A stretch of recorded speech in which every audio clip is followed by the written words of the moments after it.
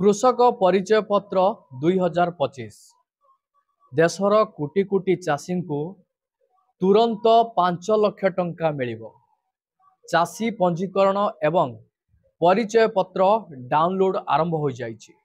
जदि आपण माने कृषक कार्ड टी को डाउनलोड करूचंती आपण मानक पाखरे एही कार्ड टी रहिछि ताहाले आपण मानकु आजिका डेट रे 5 लाख टंका पर्यंत आर्थिक सहायता मिलिबो, जहा भारत सरकार तरफ बड़ अपडेट रही चाषी भाईना मानक पाए।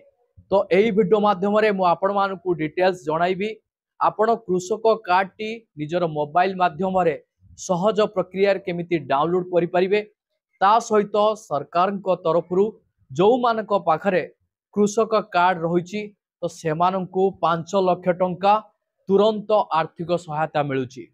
तो केमिति कौन रही जार डिटेल्स मु एही वीडियो माध्यम रे आपण मानकु स्टेप बाय स्टेप जणाइबी। सेतिपई आपण माने वीडियोटी को बिना स्किप रे शेष पर्यंत देखंतु, जहा फल रे आपण जानि परिबे बुझि परिबे। तो वीडियोटी को आरंभ करिबा पूर्वरु आपण समस्त को कहि रखिबी, चैनल रे जदि नुवा करी आपण वीडियोटी देखुथांती ताहाले वीडियो को लाइक करी चैनल को सब्सक्राइब करी पाखर थिबा घंटी चिन्ह को दबाई दियंतु। तो चलंतु देरी न करी आरंभ करिबा आजिर ए वीडियोटी को। चाषी खुशी खबर, सरकार किसान परिचय पत्र 2025 योजना घोषणा करिसंती, जहा अधीन रे योग्य चाषी माने सीधा सड़क सेमानक बैंक अकाउंट रे 5 लाख पर्यंत आर्थिक सहायता पाई पारिबे। देखंतु चाषी माने एही परिमाण को सेमानकर चाष आवश्यकता जेपरिकी आपण मानकर बिहन, सार, कीटनाशक, जलसेचन, कृषि उपकरण एवं अन्यान्य कृषि विकास पाई व्यवहार करि पारिबे। आसंतु जानिबा किसान कार्ड योजनार उद्देश्य कौन रही। देखंतु भारतर अर्थनीति रे चाषी माने गुरुत्वपूर्ण अवदान रखती, किंतु पुंजी अभाव जुगु सेमाने प्रायतः चैलेंज रो सम्मुखीन हुअंती। एही समस्यार समाधान पाई सरकार किसान परिचय पत्र योजना आरंभ करिसंती। एही कार्ड कृषक मानक पाई एक डिजिटल क्रेडिट पासबुक भावरे कार्य करिवो, जहा सेमानकु सरकारी योजना एवं ऋण सहजरे पाइबाकू अनुमति देव। आसंतु जानिबा आपण माने किसान क्रेडिट कार्ड माध्यमरु 5 लाख टंका किपरि पाई पारिबे। देखंतु पंजीकरण समाप्त हेबा परे एक योग्यता जांच करा जिवो। जदि समस्त डॉक्यूमेंट एवं सूचना ठीक बोली जणा पड़े तेबे राशि सीधा सड़क चाषी को बैंक अकाउंट को स्थानांतरित हेबो। एही देय एककालीन किंबा किस्ती रे करा जाई पारिबो, जहा द्वारा चाषी माने सेमानकर आवश्यकता एवं योजना अनुजाई एहाकू व्यवहार करि पारिबे। आसंतु जानिबा आवेदन करिया पई आपण मानकर आवश्यकता कौन सब डॉक्यूमेंट्स गुड़िक रही। एक नंबर आपण मानकर आवश्यकता डॉक्यूमेंट्स टी रही आधार कार्ड। आपण समस्ते जानिथिबे आधार कार्ड एक गुरुत्वपूर्ण डॉक्यूमेंट। 2 नंबर रे जमी दलिल, तापरे आपण मानक रही 3 नंबर रे आपण मानकर बैंक पासबुक रो कॉपी। 4 नंबर रे पासपोर्ट आकार रो फोटो। 5 नंबर रे आपण मानकर स्थायी मोबाइल नंबर। आपण मानकर एही मोबाइल नंबर टी एक्टिव थिबा दरकार, अर्थात इनकमिंग आउटगोइंग रहिथिबा दरकार।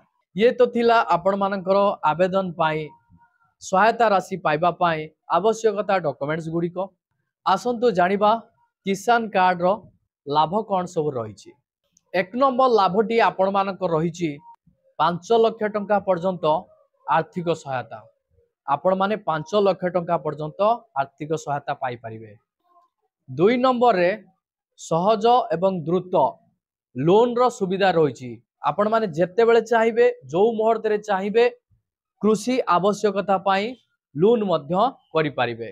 3 नंबर रे आपण मानक रही सरकारी योजना रे प्राथमिकता। देखंतु जदि किसान कार्ड आपण मानक पाखरे अछि ताहले सरकारी योजना रे आपण मानकु सर्वे प्रथमे सुविधा सुजोग मिलिबो जेमिति कि आपण मानकर सीएम किसान रहिछि पीएम किसान रहिछि जहाँ भी चाष संबंधी योजना गुड़िक रही सर्वे प्रथमे आपण मानकु ही प्राथमिकता दिया जिवो सरकार तरफ से चाषी माने यही सब सुविधा सुजोग पाइबे जो मानक पाखरे किसान कार्ड रही। 4 नंबर रे बीमा एवं सब्सिडी सुविधा मध्य रही। 5 नंबर लाभटी आपण मानक रही आधुनिक कृषि उपकरण रे निवेश करिवार सुजोग।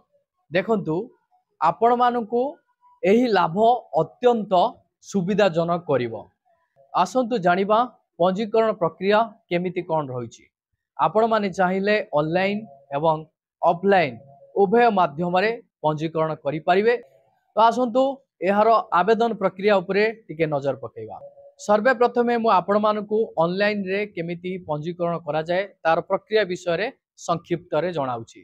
देखंतु सर्वे प्रथमे आपण एहार ऑफिशियली किसान कार्ड पोर्टल को जानतु। होम पेज रे कृषक पंजीकरण उपरे क्लिक करंतु। तापरे आपण मानकर आधार नंबर को प्रवेश करंतु एवं मोबाइल ओटीपी साहाय्य रे जांच मध्य करंतु। ओटीपी देला परे आपण मानकर वेरिफिकेशन हे जिवो। तापरे आपण मानकर बैंक एवं चाष संबंधी सूचना गुडी को आपण माने निर्भुल भाव रे पूर्ण करि देबे। तापरे आपण माने आवश्यक डॉक्यूमेंट एवं फोटो अपलोड करी फॉर्म टी को आपण सबमिट कर देबे। तापरे आपण मानकर किसान कार्ड आईडी नंबर जनरेट हे जिवो। आसंतु जानिबा ऑफलाइन पंजीकरण प्रक्रिया केमिति कोन रहिछि किसान कार्ड पाइबा पाए। देखंतु एक रे आपण माने निकटस्थ साधारण सेवा केंद्र अर्थात सीएससी किंबा कृषक विभाग को जानतु। 2 नंबर रे आपण माने चाषी पंजीकरण फॉर्म को नियंतु एवं एहा को पूर्ण करंतु एवं आवश्यक डॉक्यूमेंट सहित दाखल करंतु। 3 नंबर रे आपण मानकर किसान कार्ड किछि दिन मध्य रे प्रस्तुति होई जिवो। यह थिला आपण मानकर ऑफलाइन रो प्रक्रिया। उभय आपण ऑनलाइन ऑफलाइन दुईटा जाक प्रक्रिया रु आपण मानकु जोटा सुइटेबल लागुची आपण सेही अनुसार आपण माने आवेदन करंतु। आवेदन करिबा प्रत्येक चाषी मानक पई गुरुत्वपूर्ण रहिछि। आसंतु जानिबा किसान कार्ड आईडी किपरि आपण माने डाउनलोड करि परिबे एहार प्रक्रिया केमिति कोन रहिछि। तो मु आपण मानकु एहार सहज प्रक्रिया मध्य जणाउची। देखंतु सर्वे प्रथमे आपण एहार ऑफिशियली पोर्टल को आपण जाहंतु। तापरे आपण माने किसान कार्ड डाउनलोड करंतु। विकल्प उपरे आपण माने क्लिक करिवे। जतेबेले आपण सेही विकल्प उपरे क्लिक करिवे आपण मानकर कार्ड टी डाउनलोड होबा पाई आपण मानकर आधार नंबर एवं पंजीकरण नंबर आपण मानकु एंटर करिया पाई पड़िबो। जतेबेले आपण आधार कार्ड नंबर टी को एंटर करि देबे आपणकर आधार कार्ड रे जो मोबाइल नंबर टी रहिछि सेही मोबाइल नंबर को गुटे ओटीपी जीवो। आपण से ओटीपी टी को देई देबे। देला परे आपण माने आपण मानकर किसान कार्ड रो पीडीएफ रो डाउनलोड पाई उपलब्ध पाई परिबे। देखंतु एही वीडियो टी केवल सूचनामूलक उद्देश्य पाई योजनार नियम शर्तावली एवं योग्यता मानदंड सरकार द्वारा निर्णय करा जाए। दयाकरी सरकारी वेबसाइट किंबा आपण मानकर निकटस्थ कृषि विभाग किंबा सीएससी केंद्र सहित कौनसी परिमाण किंबा लाभ निश्चिंत करि पारिबे।